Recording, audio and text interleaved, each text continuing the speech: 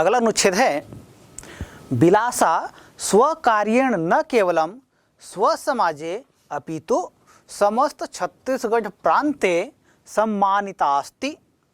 सम्प्रति छत्तीसगढ़ सर्वकारेण मत्स्य पालन क्षेत्रं प्रोत्साहनार्थं तया नाम्ना विलासा बाई केवटिन इति पुरस्कारः प्रतिवर्षः दीयते। अपि च तया नाम्ना बिलासपुरे बिलासातालः, बिलासा कन्या स्नातकोत्तर महाविद्यालयः, बिलासा चतुष्पथः प्रभृतयः गौरवान्विताः सन्ति। एवमेव छत्तीसगढ़स्य पूज्या बिलासा साहस शौर्य कर्म निष्ठा क्षेत्रेषु आदर्शभूतास्ति। ये अनुच्छेद है, गद्यांश है, और इस गद्यांश में कुछ संधियुक्त पद आए हैं। आइए उन पदों को पहले हम देखते हैं, उनके संधियों को अलग करते हैं। तो आप शब्द देख रहे हैं सम्मानितास्ति,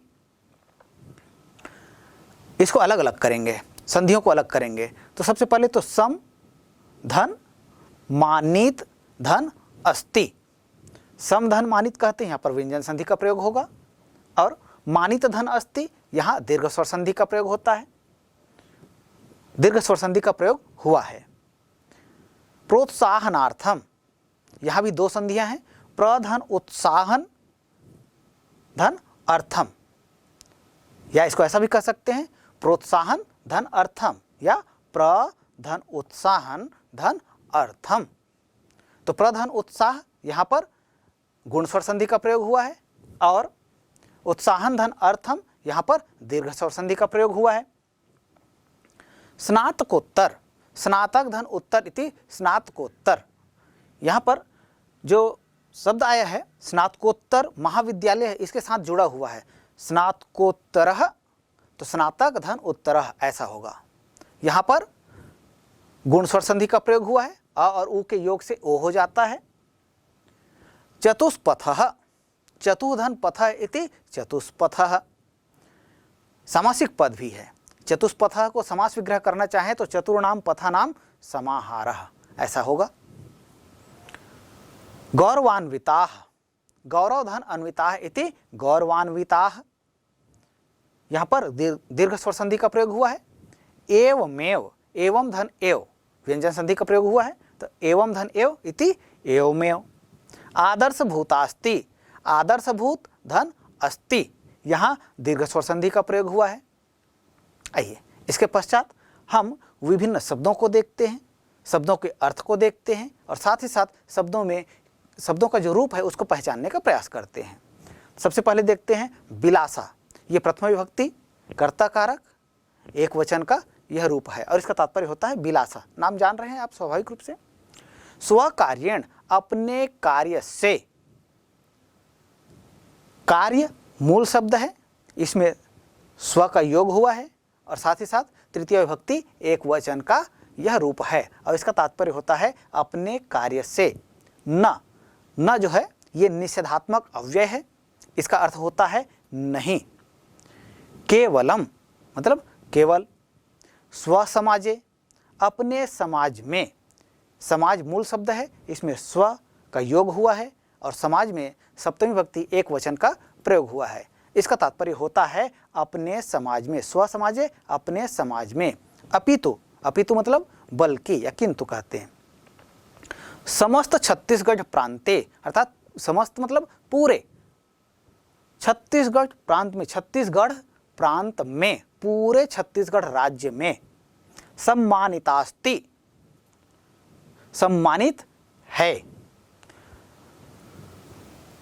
इसका अर्थ देखते हैं, ये वाक्य जो आया अभी, बिलासा स्वकार्येण न केवलम स्वसमाजे अपितु समस्त छत्तीसगढ़ प्रांते सम्मानितास्ति।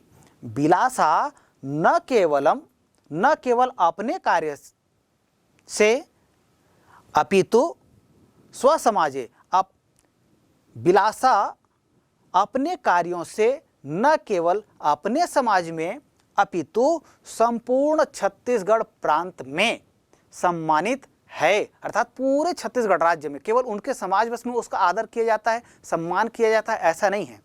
बिलासा का सम्मान उसके कार्यों के कारण उसके समाज में तो होता ही है, समाज के अलावा पूरे छत्तीसगढ़ राज्य में उनका नाम है, उनका सम्मान किया जाता है। यह जो वाक्य आया है, इस वाक्य से संबंधित कुछ प्रश्न पूछे जा सकते हैं, जैसे बिलासा स्वकार्येण न केवलं स्वसमाजे अपितु समस्त छत्तीसगढ़ प्रांते सम्मानितास्ति अस्मिन् वाक्ये कर्ता पदम किमस्ति।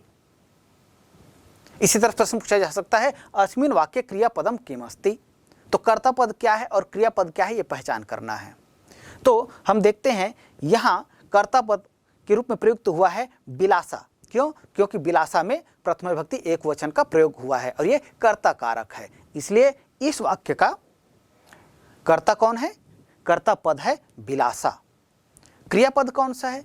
यहाँ पर पूरे वाक्य में आप देखें तो अस्ति जो है यह क्रियापद है, सम्मानित है, तो है यह अर्थ किससे दे रहा है? यह अस्ति से हो रहा है, इसलिए अस्मिन् वाक्ये प्रयुक्त क्रियापदम अस्ति अस्ति, अर्थात अस्ति जो है इस वाक्य का क्रियापद है। संप्रति, संप्रति का मतलब होता है अभी या आजकल। छत्तीसगढ़ सर्वकारेण, छत्तीसगढ़ सरकार के द्वारा, सर्वकारेण शब्द में तृतीय विभक्ति एक वचन का प्रयोग हुआ है, सरकार के द्वारा मत्स्य पालन क्षेत्रम, मत्स्य मतलब होता है मछली, पालन मतलब मछली का पालन, क्षेत्रम मतलब मछली पालन के क्षेत्र में, प्रोत्साहनार्थम, प्रोत्साहन के लिए, लोगों को बढ़ावा देने के लिए, तया नामना, उसके नाम से, किसके नाम से? तया इति पदस्य कस्याः अर्थे प्रयोगम अस्ति। तो तया शब्द का प्रयोग जो है किसके लिए हुआ है? तो तया शब्द का प्रयोग जो है वो किसके लिए हुआ है? बिलासा के लिए हुआ है। तो तया इति पदस्य प्रयोगः बिलासायाः कृते अस्ति अस्मिन् वाक्ये। तो तया यह शब्द कैसे बनता है? तया का मूल शब्द है तद। तद जो शब्द होता है इसके तीनों लिंगों में रूप चलते हैं। पुल्लिंग में इसका रूप होता है सह तौ ते, स्त्रीलिंग में रूप होता है सा ते ता, नपुंसक लिंग में रूप होता है तत ते तानि। तो यहाँ पर यह जो तया जो प्रयुक्त हुआ है यह स्त्रीलिंग में हुआ है। तो स्त्रीलिंग में तद का जो कारक रूप होता है वह सा ते ताह, ताम ते ताह, तया ताभ्याम ताभि, ये रूप होता है। तो तृतीय विभक्ति एक वचन में तद का रूप जो है तया होता है और इसका तात्पर्य क्या होता है? उसके द्वारा या उसके नाम, तया नामना उसके नाम से। बिलासाबाई केवटिन इति पुरस्कारः, बिलासाबाई केवटिन नामक पुरस्कार प्रति वर्ष दीयते, प्रत्येक वर्ष दिया जाता है। तो छत्तीसगढ़ संप्रति छत्तीसगढ़ सर्वकारेण, आजकल छत्तीसगढ़ सरकार के द्वारा मछली पालन के क्षेत्र में प्रोत्साहन के लिए उसके नाम से, उस बिलासा के नाम से बिलासाबाई केवटिन इति पुरस्कारः, बिलासाबाई केवटिन यह पुरस्कार प्रत्येक वर्ष दिया जाता है। अपि च, अपि का मतलब होता है भी, च का मतलब होता है और भी। केवल इतना ही नहीं, बिलासा के नाम से केवल बिलासाबाई केवटिन पुरस्कार दिया जाता है, केवल इतना ही नहीं है, अपि च और भी क्या? तया नामना उसके नाम से, उस बिलासा के नाम से बिलासपुरे, बिलासपुर नामक नगर में बिलासा ताल, चित्र में आप देख भी पा रहे हैं बिलासा ताल, यह जो ताल है यह कौन सा है? यह बिलासा ताल है। तो तया नामना बिलासपुरे बिलासा तालः, उनके नाम से, उस बिलासा के नाम से बिलासपुर नामक नगर में बिलासा ताल है, बिलासा तालाब है। बिलासा कन्या स्नातकोत्तर महाविद्यालय है, और एक महाविद्यालय है जिसका नाम क्या है? बिलासा कन्या स्नातकोत्तर महाविद्यालय। आप देख भी पा रहे हैं चित्र में, तो ये जो चित्र है किसका है? ये बिलासा कन्या स्नातकोत्तर महाविद्यालय है। यहाँ उच्च शिक्षाएं होती हैं, स्नातक एवं स्नातकोत्तर की विभिन्न कक्षाओं का संचालन यहाँ इस महाविद्यालय में होता है। तो बिलासा कन्या स्नातकोत्तर महाविद्यालय यह किसके नाम पर स्थापित किया गया है? यह भी उस बिलासा के नाम पर स्थापित किया गया है। अपिच और भी बिलासा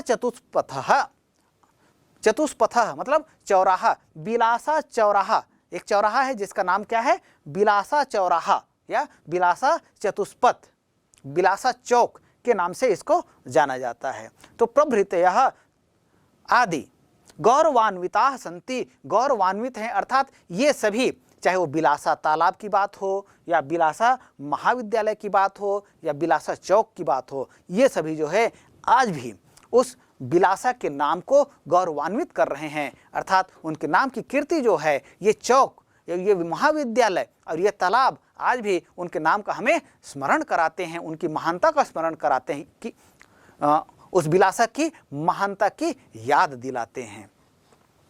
एवमेव, इस प्रकार अव्यय पद है यह। एवमेव मतलब इस प्रकार से, छत्तीसगढ़स्य, छत्तीसगढ़ के, एवमेव इस प्रकार से, छत्तीसगढ़स्य छत्तीसगढ़ के, पूज्या बिलासा, पूज्य मतलब पूजनीया, पूज्य मतलब होता है पूजनी, पूजा करने योग्य, और पूज्य मतलब पूजनीया अर्थात पूजा करने के योग्य कोई महिला या स्त्री। तो पूज्या बिलासा, पूजा करने के योग्य, पूजनीय, आदर करने के योग्य बिलासा, साहस शौर्य कर्म निष्ठा क्षेत्रेषु, बिलासा के साहस अर्थात उत्साह, शौर्य, वीरता और उसके कार्यों के प्रति जो निष्ठा रही है विभिन्न क्षेत्रों में, चाहे कोई भी कार्य दिया गया हो, चाहे महिला सेनापति का कार्य दिया गया हो, गांव की रक्षा करने का कार्य दिया गया हो, या उस क्षेत्र की जो जागीर दिया गया था उसकी रक्षा करने का कार्य हो, तो इन सभी कार्यों में, चाहे नौका से लोगों को पार कराने का कार्य रहा हो, इन सभी कार्यों में बिलासा जो है पूजनीया बिलासा जो है वो आदर्श भूतास्ति, आदर्श भूत थी अर्थात आदर्श स्वरूप थी। अर्थात इन सभी कार्यों में जब भी वीरता की बात हो, सेवा की बात हो, उत्साह साहस की बात हो या नेक कार्य करने की बात हो, तब निश्चित रूप से बिलासा हम सबके समक्ष आदर्श रूप में आज भी है। अर्थात बिलासा का नाम आज भी आदर्श रूप में लिया जाता है। जब जब ऐसे कार्यों का उल्लेख होता है तब तब बिलासा का नाम जो है प्रथम पंक्ति में स्मरण किया जाता है। तो प्यारे बच्चों, ये हमारा पाठ बिलासा आपको समझ में आया होगा। पाठ के आधार पर हमने देखा कि बिलासा किस तरह से विभिन्न क्षेत्रों में अपनी कर्मठता का, अपने त्याग और समर्पण का परिचय वो देती है, जिसके कारण से आज उनका नाम है, और वो बिलासा ही है जिनके कारण छत्तीसगढ़ के एक शहर बिलासपुर का नाम रखा गया है। तो बिलासपुर का तो नाम रखा ही गया है, साथ ही बिलासपुर में विभिन्न स्थल हैं, जैसे बिलासा तालाब है, बिलासा महाविद्यालय है और बिलासा चौक है। इसी तरह से और भी विभिन्न संस्थानीय चीज़ें हैं जो बिलासा के नाम से जानी जाती हैं, प्रसिद्ध हैं, और आज भी जब जब उत्साह की बात हो, वीरता की बात हो, कर्म की बात हो, तब बिलासा का नाम आदरपूर्वक स्मरण किया जाता है। तो प्यारे बच्चों, इस पाठ से हमें यह सीख मिलती है कि किसी स्थान विशेष का नाम यदि किसी स्थान विशेष का नामकरण जो होता है उसके पीछे कोई न कोई विशेष कारण होता है। तो इसी तरह से आपके आसपास जो भी चीज़ें हैं, गांव हैं, नगर है, इनका नामकरण जो भी किया गया है उसके पीछे क्या तथ्य रहा है, इसको हमें जानने और खोजने के लिए यह पाठ हमें प्रेरित करता है। तो निश्चित रूप से ऐसा जब हम करेंगे तो बिलासा जैसे अनेक जो विभूतियाँ हैं इनका परिचय हम प्राप्त कर सकते हैं। आइए, इस पाठ में जो पुस्तक में जो शब्दार्थ दिए हैं उन शब्दार्थों को हम देखते हैं। आप देख पा रहे हैं, निर्गतः इसका तात्पर्य होता है निकला, अजनयत इसका मतलब होता है जन्म दिया या उत्पन्न किया, लावण्य, लावण्य का तात्पर्य होता है सुंदर, क्रीडनम, क्रीडनम मतलब होता है खिलौना, क्रीडनकम, क्रीडनकम का मतलब होता है खिलौना। वृक्कः, वृक्कः का तात्पर्य होता है भेड़िया। मल्ल कौशलम, युद्ध कौशल। जल प्लावनम, बाढ़, जैसे नदी नाले आदि में जो वर्षा काल में बाढ़ आ जाती है उसको संस्कृत में कहा जाता है जल प्लावनम। तो जल प्लावनम का तात्पर्य होता है बाढ़। संतारयति, पार लगाना। पारंगता, इसका तात्पर्य होता है, पारंगत का मतलब होता है कुशल या दक्ष, और पारंगता का तात्पर्य होगा कुशला या दक्षा। अर्थात कोई महिला जब पारंगत होती है तब उसको कहा जाता है पारंगता। तो कोई किसी कार्य को करने में कुशल हो पुरुष, तब उसको क्या कहेंगे, कार्ये कुशलः। लेकिन कोई महिला यदि कार्य में कुशल है तब क्या कहेंगे, कार्ये कुशला। तो इसी तरह से यहाँ पर प्रयुक्त हुआ है पारंगता, अर्थात यह स्त्रीवाचक शब्द को बताता है। अग्रसरा, आगे जाने वाली या आगे आने वाली। निवर्तयति, लौटती है। आखेटाए, आखेट कहते हैं शिकार को, तो आखेटाए जो कहते हैं इसमें चतुर्थी विभक्ति एकवचन का प्रयोग हुआ है। इसका तात्पर्य होता है आखेट के लिए या शिकार के लिए। विलोक्य, देखकर।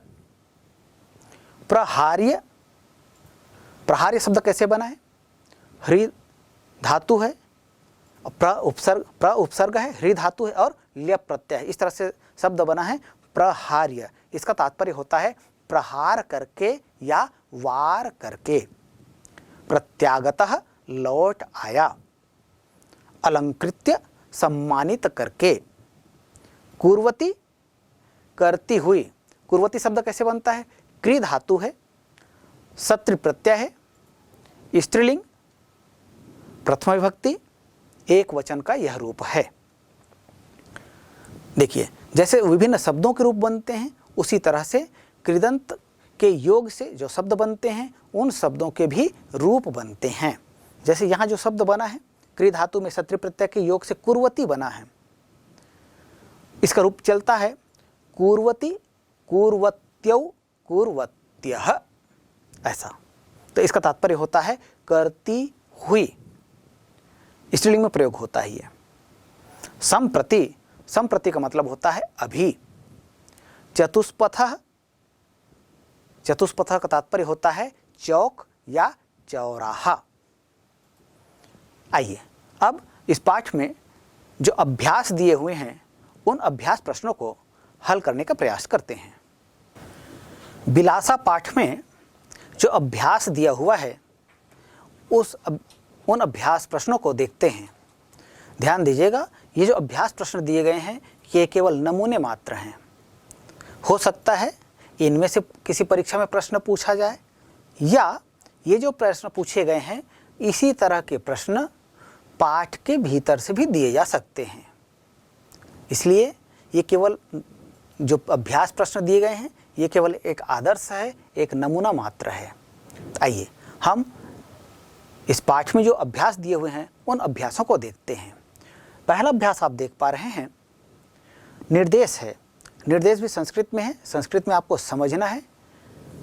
लिखता है अधोलिखितानां प्रश्नानां उत्तराणि संस्कृत भाषया लिखत। निर्देश क्या कह रहा है आप भली भांति समझ रहे हैं। निर्देश कहता है नीचे लिखे हुए प्रश्नों के उत्तर संस्कृत भाषा में लिखो। अर्थात यहाँ जो प्रश्न दिए गए हैं उनके उत्तर संस्कृत भाषा में लिखने का निर्देश दिया गया है। हो सकता है किसी परीक्षा में प्रश्न यही हो और इनके उत्तर हिंदी में लिखने के लिए भी कहा जा सकता है। इसलिए जो प्रश्न दिए गए हैं उनका हिंदी भी आपको समझना है, संस्कृत में उसका उत्तर क्या होगा ये समझना है, और साथ ही हिंदी में उसका उत्तर क्या होगा ये भी आपको जानना है। तो पहला प्रश्न है क परसु कुत्र मत्स्याखेटम करोति स्म। हिंदी अर्थ है परसु कहाँ मछली पकड़ने का कार्य करता था। तो पाठ आप लोगों ने भली भांति पढ़ा है, निश्चित रूप से उत्तर जानते हैं। उत्तर क्या है, हाँ बिल्कुल सही, अरपा नदी के किनारे। लेकिन उत्तर किस में लिखना है, संस्कृत में लिखना है। तो अरपा नदी के किनारे, इसको क्या करना है, तो अरपा नद्याम या अरपा नदी तटे, ऐसा भी आप कह सकते हैं। तो उत्तर आपको लिखना है, संस्कृत में लिखना है। प्रश्न है परसु कुत्र मत्स्याखेटम करोति स्म। उत्तर होगा, देखिए जो प्रश्न पूछा गया है उसमें एक प्रश्नवाचक शब्द है, उसके स्थान पर आपको उत्तर क्या है इसको स्थापित करना है और बाकी शब्द जो हैं उनको यथावत रखना, उनमें कोई परिवर्तन करने की आवश्यकता नहीं है। तो यहाँ पर प्रश्नवाचक जो शब्द है इस वाक्य में वो है कुत्र। इसके स्थान पर हम प्रयुक्त करेंगे क्या, अपरा नद्याम या अपरा नदी तटे। तो परसु अर्पा नद्याम मत्स्याखेटम करोति स्म। परसु अर्पा नदी में मछली पकड़ने का कार्य करता था, ऐसा लिख दीजिए, हो गया उत्तर। है ना सरल, बिल्कुल सही। चलिए आगे बढ़ते हैं। ख जनैः तस्याः दलाय कस्य दायित्वं प्रदत्तम। जनैः लोगों के द्वारा उसको किस दल के दायित्व दिया गया था, अर्थात लोगों के द्वारा उसको किस दल का दायित्व दिया गया था। यह हिंदी में अर्थ हुआ। उत्तर संस्कृत में लिखना है, तो उत्तर क्या है, हाँ हिंदी में बता सकते हैं। ग्राम रक्षण के लिए, अर्थात गांव की रक्षा करने का यह दायित्व लोगों के द्वारा उसको दिया गया था। तो इसको हमको संस्कृत में लिखना है। तो ग्राम की रक्षा के लिए मतलब ग्राम रक्षणाएं। तो इस शब्द को हमको कहाँ स्थापित करना है, कस्य जहाँ लिखा है वहाँ स्थापित करेंगे। तो जनैः तस्याः दलाय ग्राम रक्षणाय दायित्वं प्रदत्तम। रक्ष धातु का प्रयोग होता है, वहाँ चतुर्थी भक्ति का योग होता है, इसलिए रक्षणाय कहा गया, रक्षणस्य नहीं कहा गया है। रक्षा के अर्थ में चतुर्थी भक्ति का प्रयोग होता है इसलिए। तो जनैः तस्याः दलाय ग्राम रक्षणाय दायित्वं प्रदत्तम, ऐसा कर दीजिए, हो गया उत्तर। अर्थात लोगों के द्वारा उसको ग्राम की रक्षा करने के लिए दायित्व दिया गया था। ये हो गया। आगे बढ़ते हैं। ग बिलासायाः विवाहः केन सह अभवत्। हिंदी होता है इसका हिंदी अर्थ है बिलासा का विवाह किसके साथ हुआ था। किसके साथ हुआ था, हाँ बिल्कुल सही है, बंसी नामा एक युवक के साथ हुआ था। तो उत्तर किस में लिखना है आपको, संस्कृत में लिखना है। तो बंसी नामक युवक के साथ, तो बंसी नामना युवकेन सह। तो इसको आपको कहाँ करना है, आपको ये जो शब्द है इसको केन के स्थान पर स्थापित कर देना है। तो स्थापित कर दीजिए, क्या हो जाएगा स्वरूप, हाँ बिलासायाः विवाहः बंसी नामना युवकेन सह अभवत्। अर्थात बिलासा का विवाह बंसी नामक युवक के साथ हुआ था। अर्थात हमने पाठ में पढ़ा बिलासा का विवाह बंसी के साथ हुआ था। तो बिलासा और बंसी दोनों क्या थे, दोनों पति पत्नी थे जी। आगे बढ़ते हैं। घ राजा बिलासाम कस्मिन पदे नियोजयत। राजा ने बिलासा को किस पद पर लगा दिया था या कौन सा पद दिया था। कौन सा पद दिया था, उसको महिला सेनापति बनाया था। तो महिला सेनापति इति पदे राजा बिलासाम नियोजयत, ऐसा भी आप लिख सकते हैं, या जो प्रश्न पूछा गया है उसकी भाषा में उत्तर दीजिए। लिख सकते हैं राजा बिलासाम महिला सेनापति इति पदे नियोजयत। ध्यान दीजिएगा, इति को आपको लगाना है क्योंकि महिला सेनापति यह पद नाम है। यदि आप इसका भी प्रयोग करना चाहें तो कर सकते हैं, लेकिन महिला सेनापति जो है इसको आपको षष्ठी विभक्ति बनाना पड़ेगा। तो कह सकते हैं महिला सेनापतेः कहना पड़ेगा फिर आपको, या महिला सेनापति इति पदे नियोजयत, ऐसा कह दीजिए, दोनों स्वरूप सही है। तो राजा ने बिलासा को महिला सेनापति के पद पर नियुक्त किया था, ये उत्तर हो गया इसका। ग मत्स्य पालन क्षेत्रे कः पुरस्कारः दीयते। देखिए प्रश्न जो है ये पाठ के आधार पर पूछे गए हैं, इसलिए सभी उत्तर भी आपके पाठ के अनुसार ही होने चाहिए। तो यहाँ पर प्रश्न पूछा गया है मत्स्य पालन क्षेत्रे कः पुरस्कारः दीयते, मछली पालन के क्षेत्र में कौन सा पुरस्कार दिया जाता है। तो पाठ जो है बिलासा पाठ और छत्तीसगढ़ से संबंधित है, इसलिए छत्तीसगढ़ के संदर्भ में और इस पाठ के संदर्भ में जो उत्तर पाठ के संदर्भ में है वो उत्तर आपको लिखना है। तो मत्स्य पालन क्षेत्रे बिलासा बाई केवटिन इति पुरस्कारः दीयते, छत्तीसगढ़ शासन की ओर से मछली पालन के क्षेत्र में बिलासा बाई केवटिन यह पुरस्कार प्रतिवर्ष दिया जाता है, यह हम जानते हैं। तो इसलिए इसका उत्तर क्या होगा, मत्स्य पालन क्षेत्रे बिलासा बाई केवटिन इति पुरस्कारः दीयते, मछली पालन के क्षेत्र में बिलासा बाई केवटिन यह पुरस्कार दिया जाता है। तो ऐसा जो अभ्यास में प्रश्न दिए हैं इनके उत्तर आप लिख सकते हैं। इसी तरह से पाठ के बीच से कोई प्रश्न भी उठाकर यदि दिया जाए तो पाठ को चूंकि आप लोगों ने भली भांति समझा है इसलिए इसके उत्तर भी आप भली भांति दे सकते हैं। चलिए अगले अभ्यास की ओर बढ़ते हैं। अगला अभ्यास है निर्देशानुसारेण उत्तरानि लिखत। अब यहां आप देख रहे हैं एक गद्यांश है। गद्यांश है बिलासा स्वप्रयत्नेन ग्रामस्य विकासः कृतवती, तस्याः वर्धमानं प्रभावं दृष्ट्वा प्रतिवेशिनः राज्यानि तस्याः क्षेत्रे आक्रमणं कृतवन्तः। तैः सह बिलासा साहसेन युद्धम् अकरोत्, सा राज्य रक्षा कुर्वती वीरगतिं प्राप्तवती। राजा कल्याणसायः मत्स्याखेटकाणां निवासस्थलं बिलासायाः सम्मानार्थं बिलासपुरम् इति नाम्ना प्रथितम्। वर्तमाने इदं बिलासपुरं छत्तीसगढ़स्य न्यायधानी अस्ति। ये अनुच्छेद, यह गद्यांश है। कभी कभी गद्यांश का हिंदी में अनुवाद करने के लिए, अर्थ देने के लिए या इसकी व्याख्या करने के लिए कहा जाता है। और कभी कभी यहाँ अभ्यास में जैसे प्रश्न दिए गए हैं इस तरह के भी प्रश्न पूछ सकते हैं। अर्थात कुछ वाक्यों के आधार पर कुछ विभक्तियों को आपको पहचानने के लिए कहा जा सकता है, किसी शब्द का रूप पहचानने के लिए कहा जा सकता है। अनुच्छेद में जो विभिन्न वाक्य प्रयुक्त हुए हैं उन वाक्यों में से किसी भी वाक्य में कर्ता या क्रिया के रूप को पहचानने के लिए कहा जा सकता है, विशेषण या विशेष्य को पहचानने के लिए कहा जा सकता है, या कुछ कृदंत युक्त शब्द होंगे उनमें से कृदंत प्रत्यय को अलग करने के लिए कहा जा सकता है। संधि युक्त पद होंगे तो उन पदों में से संधि अलग करने के लिए कहा जा सकता है। समासिक पद होंगे उनके समास विग्रह करने के लिए कहा जा सकता है। अर्थात व्याकरण की जितनी कोटियां हैं उसके आधार पर तरह तरह के प्रश्न अनुच्छेद से दिया जा सकता है। तो आइए इस अनुच्छेद में क्या दिया है देखते हैं। लिखता है रिक्त स्थानानि पूरयत, रिक्त स्थानों की पूर्ति कीजिए।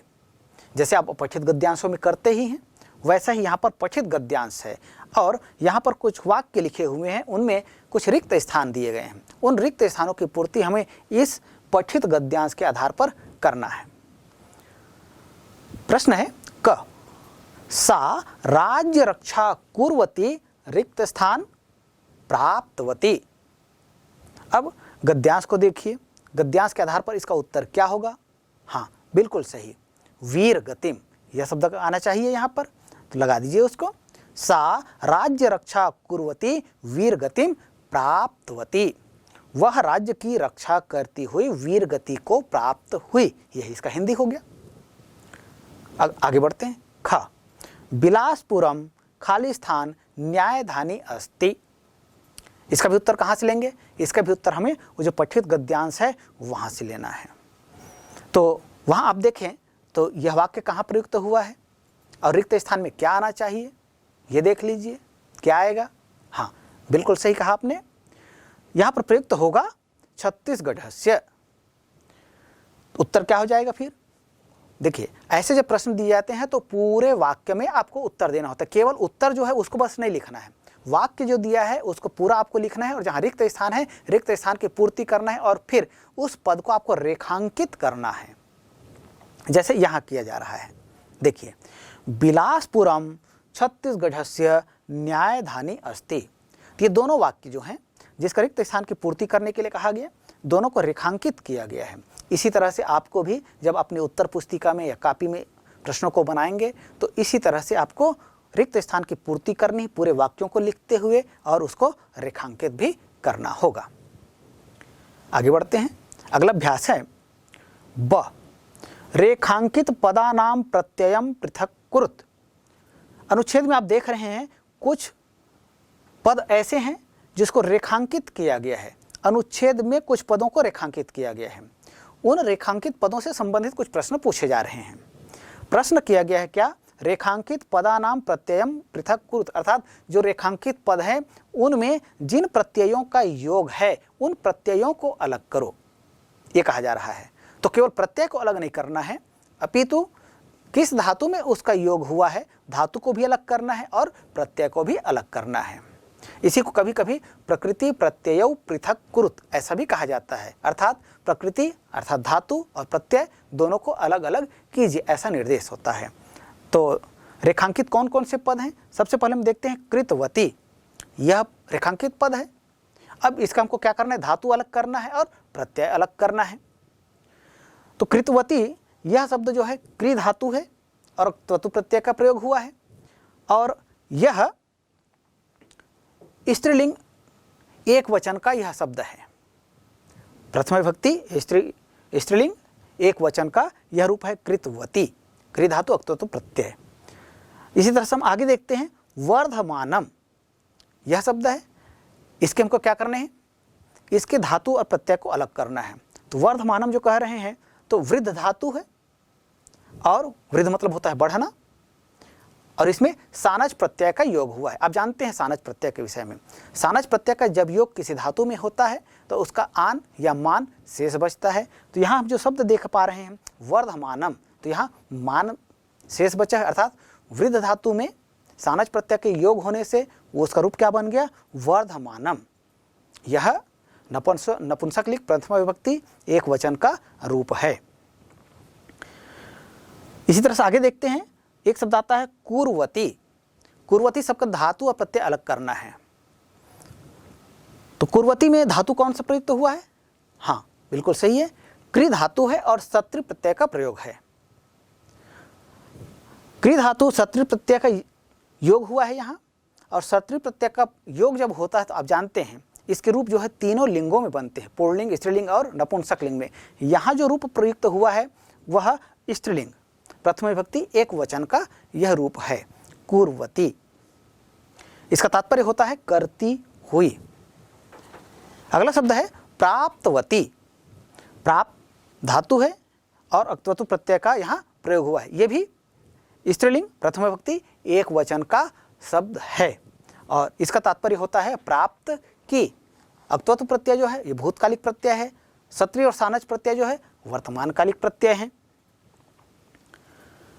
तो इस तरह से आप जो विभिन्न पद दिए जाएंगे या किसी भी अनुच्छेद में इस तरह के कृदंत युक्त पद को दिया जा सकता है। कृदंत प्रकरण में आप जिन शब्दों को पढ़ते हैं उनको भी दिया जा सकता है। मतलब ये कि पूरी पाठ्य पुस्तक से नियम के आधार पर जिन धातुओं में जिन प्रत्ययों का योग हुआ है उन उदाहरणों को भी आपसे पूछा जा सकता है विभिन्न परीक्षाओं में। इसके लिए आपको तैयार रहना है। चलिए आगे बढ़ते हैं। अगला प्रश्न है स, उक्तानुच्छेदानुसारेण तृतीया षष्ठयोः विभक्तिनां पदानां चित्वा वचनानि लिखत। अर्थात ये जो अनुच्छेद दिया हुआ है इस अनुच्छेद में जो तृतीया और षष्ठी विभक्ति के विभिन्न पदों का जो प्रयोग हुआ है उन पदों को पहले चुनना है, फिर उन पदों में कौन से वचन का प्रयोग हुआ है ये बताना है। तो इसके लिए आपको क्या चाहिए, इसके लिए आपको यह चाहिए कि सबसे पहले तो जो गद्यांश में अनुच्छेद में विभिन्न पद प्रयुक्त हुए हैं इनके विभक्तियों को आपको पहचानना होगा।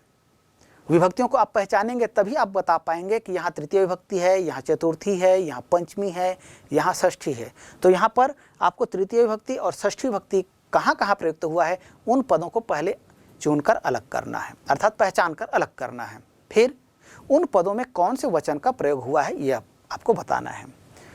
तो हम देखते हैं यहाँ हमको तृतीय विभक्ति वाले जो पद हैं उनको पहले देखते हैं। तृतीय विभक्ति से युक्त पद जो इस अनुच्छेद में प्रयुक्त हुए हैं उनमें स्वप्रयत्नेन यह शब्द है प्रयत्न मूल शब्द है, इसमें स्व का योग हुआ है, तृतीय विभक्ति एक वचन का यह रूप है और इसका तात्पर्य होता है अपने प्रयत्न से। तो स्व प्रयत्न कौन सा वचन हुआ? एक वचन। इसी तरह से हम देखते हैं साहसेन, साहस मूल शब्द है, तृतीय विभक्ति एक वचन का प्रयोग हुआ है, इसका तात्पर्य होता है साहस से। इसी तरह से प्रयुक्त हुआ है नामना, नामना शब्द तृतीय विभक्ति, इसमें भी एक वचन का प्रयोग हुआ है।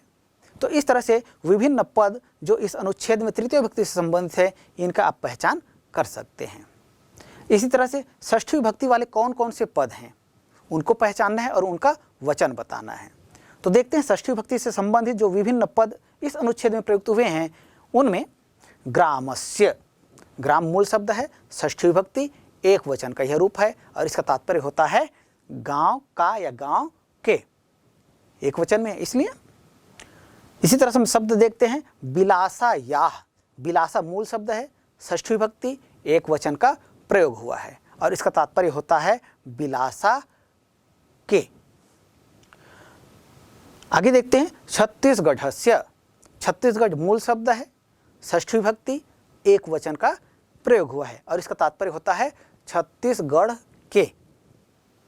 तो इस तरह से विभिन्न विभक्ति एवं वचनों को आपको पहचानना आना चाहिए। यहाँ पर उदाहरण के रूप में तृतीय एवं षष्ठी विभक्ति को पहचान कर उनके वचन बताने के लिए कहा गया था। हो सकता है द्वितीय विभक्ति प्रथमा से लेकर सप्तमी तक की जितनी विभक्तियाँ होती हैं, उनमें से किसी भी विभक्ति को पहचानने के लिए कहा जा सकता है और उनके मूल शब्द क्या है इसको पहचानने के लिए कहा जा सकता है, उनमें कौन से वचन का प्रयोग हुआ है यह पहचानने के लिए कहा जा सकता है। और विभिन्न विभक्तियों के योग से, विभिन्न विभक्तियों का योग जब किसी शब्द में होता है तब उसका अर्थ क्या होगा यह भी आपसे पूछा जा सकता है। तो इन सब के लिए आप जब भली भांति तैयार करेंगे, इस तरह से आप एक एक पद के आधार पर तैयार करेंगे तो निश्चित रूप से उत्तर देने में आप समर्थ हो सकते हैं। चलिए आगे बढ़ते हैं। द सा राज्य रक्षा कुर्वती वीर गतिम प्राप्तवती, ये केवल एक वाक्य है। वाक्य अस्मिन वाक्य, इस वाक्य में, इस वाक्य के आधार पर फिर से प्रश्न बनाया जा रहा है। प्रश्न क्या है? प्रश्न है क और ख। क प्रश्न कहता है सा इति सर्वनाम पदम कस्य संज्ञा पद स्थाने प्रयुक्तः। क्या तात्पर्य हुआ? सा, यह जो सर्वनाम पद है वह किस संज्ञा पद के स्थान पर प्रयुक्त हुआ है। अर्थात सा इस वाक्य में आया, सा राज्य रक्षा कुर्वती वीर गतिम प्राप्तवती, इस वाक्य में सा का प्रयोग जो है किस संज्ञा पद के स्थान पर किया गया है। तो हम पाठ पढ़ रहे हैं बिलासा, और बिलासा का पूरा जीवन चरित्र इस पाठ में हमने पढ़ा और जो भी वर्णन आया है इस अनुच्छेद में, जो वर्णन आया है ये वर्णन जो है बिलासा के संदर्भ में है। और बिलासा स्त्रीलिंग है और स्त्रीलिंग के लिए सर्वनाम पद तद का प्रयोग किया जाता है और स्त्रीलिंग में इसका रूप बनता है सा ते ता। तो सा इति सर्वनाम पदम बिलासा इति संज्ञा पद स्थाने प्रयुक्त है। अर्थात सा पद जो है वह बिलासा संज्ञा पद के स्थान पर प्रयुक्त हुआ है। अर्थात सा सर्वनाम के स्थान पर यदि हम संज्ञा पद बिलासा रख दें तब भी अर्थ में कोई अंतर नहीं होगा। जैसे रख कर देखते हैं, बिलासा राज्य रक्षा कुर्वती वीर गतिम प्राप्तवती, बिलासा राज्य की रक्षा करती हुई वीर गति को प्राप्त हुई, ऐसा भी हम कर सकते हैं। तो सा क्या है? सर्वनाम पद है, संज्ञा पद क्या हुआ? बिलासा। तो इस तरह से हम इसका उत्तर दे सकते हैं। ख प्राप्तवती इति क्रियापदस्य कर्तृपदम लिखत।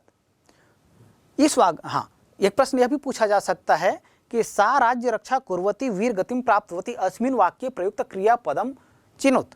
अर्थात इस वाक्य में क्रियापद कौन सा है यह भी चुनकर लिखो। तो आप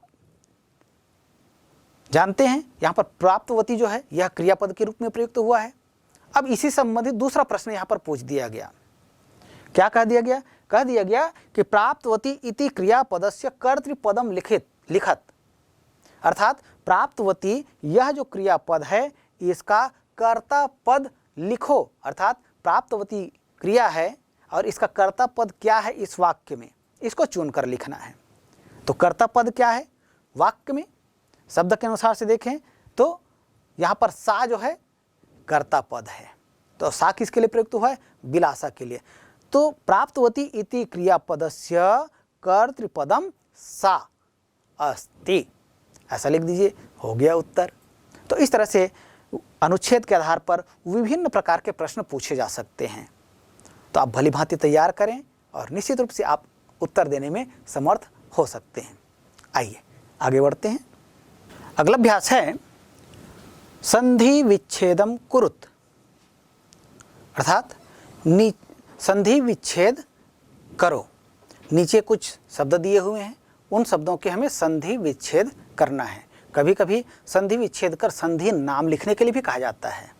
तो हम उस तरह से अभ्यास करेंगे। शब्द जो लिखे हुए हैं वे इस प्रकार से हैं, देखिए। मत्स्याखेटम, संधि विच्छेद करेंगे, मत्स्य धन आखेटम इति मत्स्याखेटम। यहाँ पर दीर्घ स्वर संधि का प्रयोग हुआ। संधि का नाम भी साथ साथ हम बताते चलते हैं। मत्स्याखेटम, मत्स्य धन आखेटम, दीर्घ स्वर संधि। पाठ में हमने अध्ययन भी किया। कालादंतरम, कालात धन अंतरम, अर्थात समय बीतने पर, कालात धन अंतरम इति यहाँ पर व्यंजन संधि का प्रयोग हुआ है। नौका चालने पी, यहाँ पर आप देखेंगे तो नौका चालने के बाद में एस, जैसा अंग्रेजी में एस अक्षर होता है ना, वैसा दिखाई दे रहा है। इसको हम क्या कहते हैं संस्कृत में, इसको अवग्रह कहा जाता है। और यह बताता है कि यहाँ पर अविद्यमान है। और चूँकि यहाँ पर स्वर आया है और स्वर के बाद पुनः स्वर है, इसलिए उसको विलुप्त रखा गया है और वह वहाँ है, यह बताने के लिए अवग्रह का चिन्ह लगाया गया है। तो नौका चालने पी, इसको अलग कर देंगे, तब वो जो अविलुप्त है, छुपा हुआ है, वह सामने आ जाता है। तो नौका चालने धन अपि इति नौका चालने पी, ऐसा उच्चारण करेंगे इसका। तो यहाँ पर पूर्व रूप स्वर संधि ये होगा। व्याघ्रोपरि, इस शब्द का संधि विच्छेद करेंगे तो रूप होगा व्याघ्र धन ऊपरी इति व्याघ्रोपरि। यहाँ गुण स्वर संधि का प्रयोग हुआ है। तो इस तरह से ये जो शब्द दिए हैं संधि विच्छेद के लिए, ये केवल नमूने मात्र हैं। ऐसे ही पाठ में जो विभिन्न शब्द आए हैं या पाठ के बाहर भी जो शब्द हैं, उनको संधि नियमों का जहाँ पालन हुआ है, ऐसे शब्दों को भी संधि विच्छेद करने के लिए विभिन्न परीक्षाओं में पूछा जा सकता है। तो इसके लिए आवश्यक होता है जो संधि के जो नियम हैं उसकी हमें भली भांति जानकारियाँ होनी चाहिए। तब हम चाहे ये शब्द दिए जाएं या इनके जैसे कोई दूसरा शब्द दिया जाए, उसका हम संधि विच्छेद कर संधि का नाम बता सकते हैं। कभी कभी ऐसा भी होता है कि संधि विच्छेद का रूप दिया होता है। जैसे भी हम देख रहे हैं मत्स्याखेटम, मत्स्य धन आखेटम, वहाँ परीक्षा में आपको पूछा जा सकता है मत्स्य धन आखेटम संधिम कृत्वा संधि नाम लिखत, अर्थात ये जो इस तरह का रूप दिया गया है मत्स्य धन आखेटम, ये रूप दिया है परीक्षा में, इसको क्या करना है, इसको संधि पद बनाना है और कौन से संधि का प्रयोग हुआ है ये हमको लिखना होगा। तो इसको पूरा आप इस तरह से भी देख सकते हैं। मत्स्य धन आखेटम बराबर मत्स्याखेटम दीर्घ स्वर संधि। कालात धन अंतरम इति कालादंतरम। नौका चालने पी, नौका चालने धन अपि, तो इसको क्या करेंगे, आपको जोड़ना होगा। तो क्या लिखेंगे, नौका चालने पी, ये कहेंगे, पूर्व रूप स्वर संधि बताएंगे आप। व्याघ्र धन ऊपरी, ये शब्द दिया हुआ है, तब आपको क्या करना है, इसको संधि पद बनाना है। तो संधि पद बनाना है, तो संधि पद बनाएंगे तो क्या होगा, संधि पद बनाने पर होगा व्याघ्र धन ऊपरी इति व्याघ्रोपरि गुण स्वर संधि। तो इस तरह से चाहे संधि पद दिया जाए या संधि विच्छेद का रूप दिया जाए, संधि विच्छेद का रूप दिया है तो हमें संधि करना आना चाहिए, और संधि युक्त पद दिया हुआ है तो संधि विच्छेद करना आना चाहिए। और दोनों स्थितियों में हमें संधि को पहचानना है, ये आवश्यक है, तभी हम संधि विच्छेद या संधि करने में समर्थ हो पाएंगे। क्योंकि संधि का नाम हम जानेंगे, मतलब उस संधि के नियम को भी हम जानते हैं कि कहाँ कैसे संधि होता है और कैसे संधि हुआ है तो उसका विच्छेद रूप क्या होगा, इसे हम जानते हैं, तभी इस तरह के प्रश्नों को हल कर सकते हैं। चलिए आगे बढ़ते हैं। अगला अभ्यास है उदाहरणानुसारेण क्रियापदानि परिवर्तयत। उदाहरणानुसार, उदाहरण के अनुसार से क्रियापदानि, क्रियापदों को परिवर्तित, परिवर्तन करो। अर्थात एक उदाहरण दिया हुआ है, एक वाक्य, और उसमें क्रिया का जो रूप है उसको परिवर्तित किया गया है। इसी तरह से अन्य जो वाक्य दिए जाएंगे, अन्य जो वाक्य दिए जा रहे हैं उन वाक्यों में आपको क्रियापद परिवर्तन करना है। तो उदाहरण का कौन सा वाक्य है, आइए देखते हैं। उदाहरण का वाक्य है बालकः क्रीडति स्म। हिंदी अर्थ क्या होता है इसका, आप जानते हैं। हाँ बिल्कुल सही, बालक खेलता था, ये इसका अर्थ हुआ। लेकिन अब ऐसा रूप यदि दिया हुआ है और उसको हमको परिवर्तन कैसे करना है, बालकः, देखिए क्रिया का जो रूप दिया है इसको परिवर्तित कर लें, अर्थ में अंतर नहीं आएगा, अर्थ वही होगा। बालकः अक्रीडत, अर्थात क्रीड धातु जो है इसमें लंग लकार प्रथम पुरुष एक वचन का प्रयोग किया गया है। यहाँ पहले वाक्य में क्या किया गया था, बालकः क्रीडति स्म। बालकः क्रीडति जो कह रहे हैं इसमें क्रीड धातु तो है, लट लकार प्रथम पुरुष एक वचन का रूप प्रयुक्त है, लेकिन यहाँ पर स्म एक भूतकालिक अव्यय पद का प्रयोग करके इस वाक्य को, जो वर्तमानकालिक प्रत्यय के साथ, वर्तमानकालिक प्रत्यय जो क्रीड धातु में लगा हुआ है, इस पूरे वाक्य का वो भूतकालिक अर्थ देने लगता है स्म प्रत्यय लगाने पर।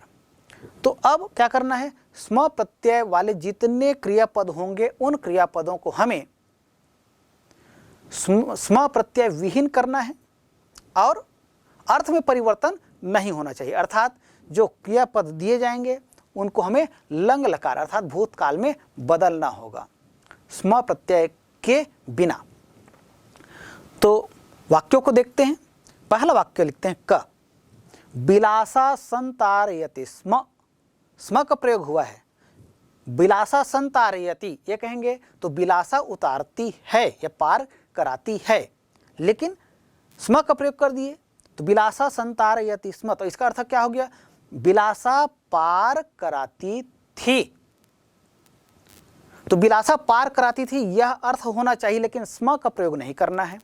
तब क्या करेंगे, तब संतारयति यह जो क्रियापद है इसको, जो लट लकार का है, इसको क्या करना पड़ेगा, हमको लंग लकार में ले जाना पड़ेगा। तो वहां इसका रूप क्या हो जाएगा, इसका रूप होगा असंतारयत। तो पूरा वाक्य देखिए, किसी एक शब्द को बस परिवर्तन नहीं करना है, पूरे वाक्य को हमको लिखना है वहां। तो वाक्य का रूप हो जाएगा, क्रियापद को परिवर्तन करना है, केवल क्रियापद को परिवर्तन करना है, अर्थ में परिवर्तन नहीं होना चाहिए। इसके अनुसार बिलासा संतारयति स्म, इस वाक्य को क्रिया रूप को परिवर्तित करके हम लिख सकते हैं बिलासा असंतारयत। हो गया। ख, बंसी वनम प्रति गच्छति स्म। गच्छति मतलब जाता है और गच्छति स्म मतलब जाता था। तो गच्छति स्म जो है इसको क्या करना है, हमें अब रूप बदलना है, लट लकार से लंग लकार में ले जाना है।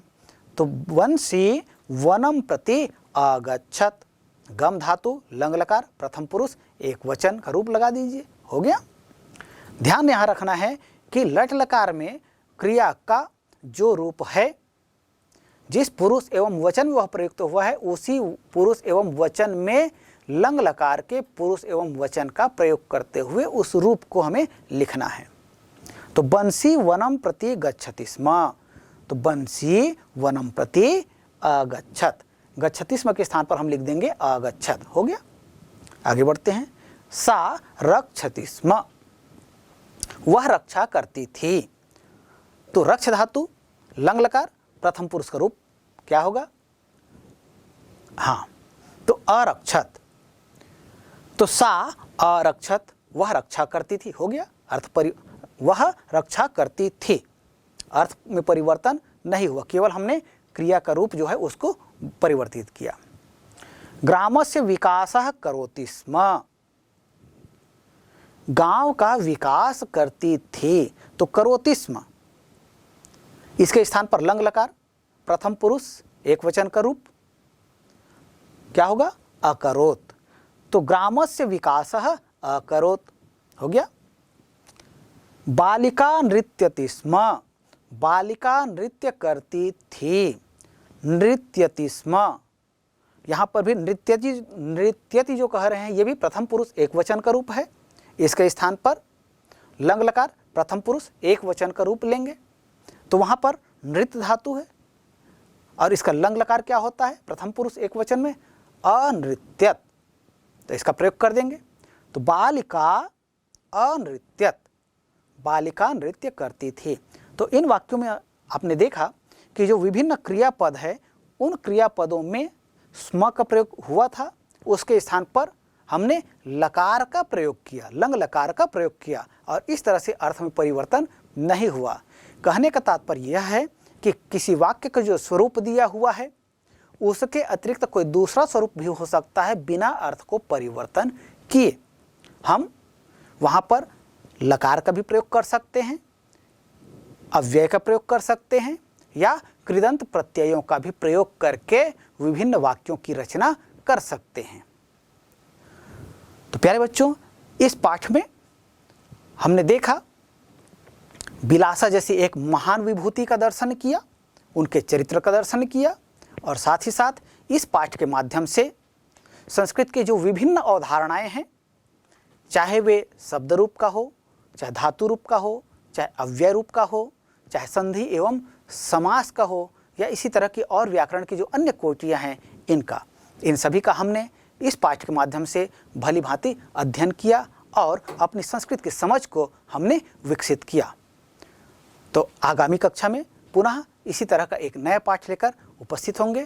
तब तक के लिए सर्वेभ्यो नमो नमः।